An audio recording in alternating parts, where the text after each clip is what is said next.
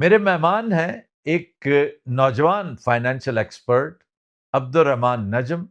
میں ذاتی طور پر ان سے متاثر ہوں اور بڑی دلچسپی کے ساتھ ان کی باتیں سنتا ہوں. وارک یونیورسٹی سے فارغ التحصیل ہیں اور خواتین و حضرات میں اکثر اس علاقے کا تذکرہ کرتے ہوئے ایک تکریم کا اسٹیم کا اظہار کرتا ہوں کہ نہ صرف یہ یونیورسٹی قابل ستائش ہے بلکہ اس پورے علاقے نے دنیا کو شیکسپیئر کی شکل میں ایک بیش قیمت تحفہ دے رکھا ہے. یہ اتفاق ہے کہ عبد الرحمان نجم بھی اسی یونیورسٹی کے گریجویٹ ہیں. آپ ویلیو انویسٹر ہیں، وارن بفیٹ اور رے ڈالیو کے پیروکار ہیں اور انتہائی قلیل مدت میں ٹھیک ٹھاک نام بھی بنا چکے ہیں. عبد الرحمان صاحب، میں آپ کو خوش آمدید کہتا ہوں. تھینک یو سو مچ آفتاب صاحب فار دا ونڈرفل انٹروڈکشن. اس سے پہلے کہ ہم اس خشک سفر کا آغاز کریں، میں ویلیو انویسٹمنٹ کے بارے میں بھی مختصراً پوچھوں گا اور اس کے ساتھ ہی ساتھ آپ کی ارلی لائف کے بارے میں بھی. جیسے آپ نے بتایا کہ ویلیو انویسٹنگ جو ہے میرا شوق ہے، اور جن لوگوں کو نہیں پتا، ویلیو انویسٹنگ ایک سٹائل آف انویسٹنگ ہے جس کو وارن بفیٹ نے پوری دنیا میں مشہور کیا ہے پچھلے 60 سے 70 ایئرز میں. پہلے ان کے جو ٹیچرز تھے وہ بھی پریچ کرتے تھے، اور بیسیکلی یہ ہے کہ آپ نے جب انویسٹ کرنا ہے نا تو سٹے بازی نہیں کرنی. جس بزنس میں انویسٹ کر رہے ہیں، جس کمپنی میں انویسٹ کر رہے ہیں، اس کے اندر صحیح سے پڑھ کے اور اس کا پارٹنر بننا ہے. تو میرا بھی یہ سفر جو ہے پچھلے 10 سالوں سے میں ویلیو انویسٹنگ کر رہا ہوں، اس کو سیکھ بھی رہا ہوں، اس کو امپلیمنٹ بھی کر رہا ہوں. اور سب سے زیادہ جو میں نے کام پچھلے 5 سال میں کیا ہے نا، وہ جو ساری ٹیچنگز تھی ویلیو انویسٹنگ کی، اس کو میں نے پاکستان کی اکانومی اور جس طرح سے پاکستان میں بزنس آپریٹ ہوتا ہے اس کو ٹیلر کیا ہے.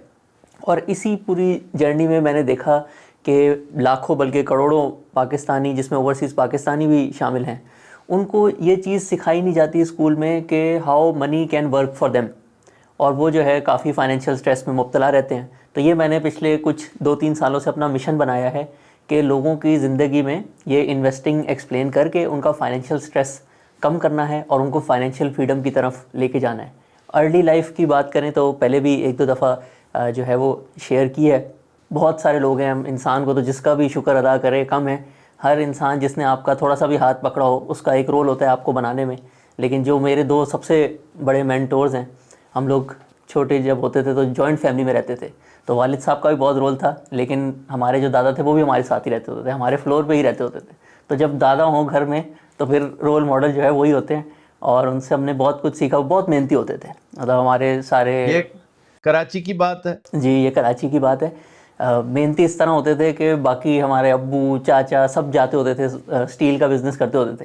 لیکن دادا نے جو سب سے مشکل کام تھا، روز کراچی سے گھڈانی جانا، جو کہ 2-2.5 گھنٹے کا سفر ہوتا تھا، وہ کہتے وہ کام اپنے سر لیا ہوا تھا. حالانکہ ان کی ایج 70+ ہو گئی تھی. تو ان سے محنت سیکھی، کبھی سنڈے کو چھٹی نہیں کی انہوں نے، بڑے شوق سے کام کرتے ہوتے تھے.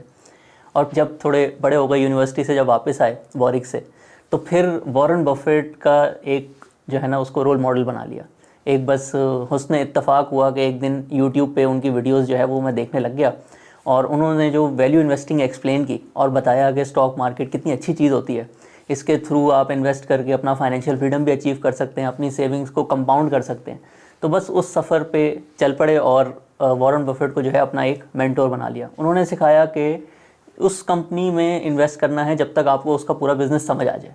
اس سے پہلے کوئی سٹے بازی نہیں کرنی، کوئی اس طریقے سے نہیں کہ کسی اور نے کہا یہ کمپنی لے لیں.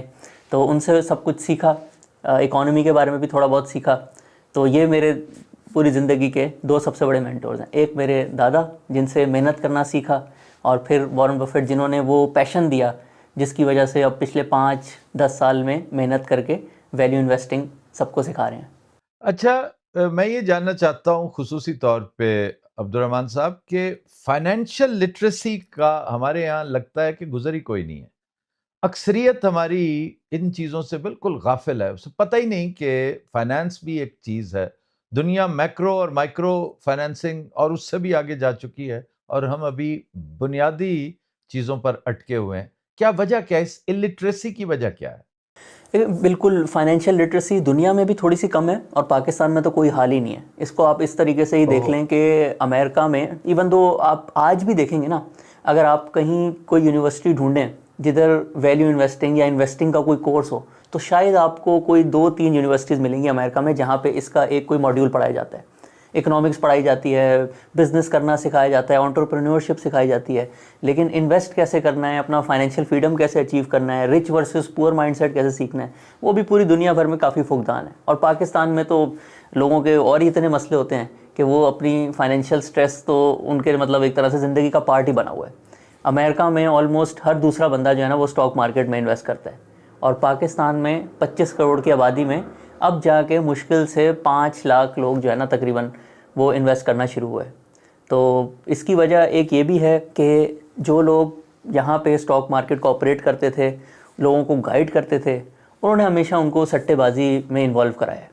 آپ ہمارا ریکارڈ بھی دیکھیں گے نا, آپ جب کسی سے بات کریں گے, ایون میں اپنے گھر میں بھی جب کہتا ہوتا تھا کہ مجھے یہ چیز اچھی ہے, سمجھ آ رہی ہے, پاکستان میں بھی ہے تو میں کرنا چاہتا ہوں, تو میرے ابو کہتے تھے میں جس کو بھی جانتا ہوں اس کا تو نقصان ہی ہوا ہے.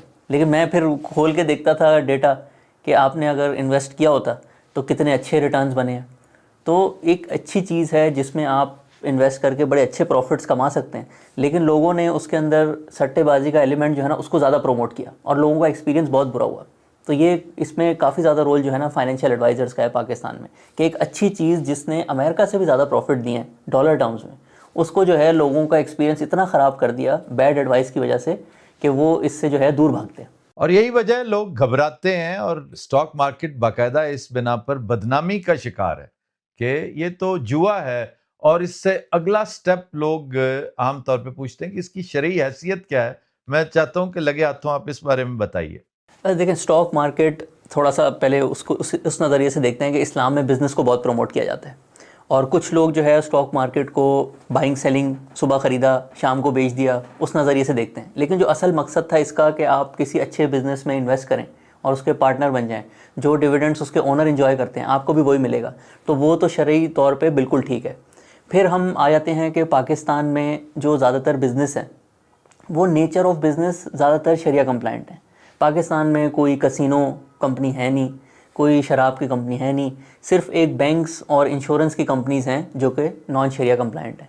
تو اگر ہم نمبر آف کمپنیز کے حساب سے بھی بات کریں تو 50-60% سے زیادہ کمپنیز جو ہیں وہ شریعہ کمپلائنٹ ہیں.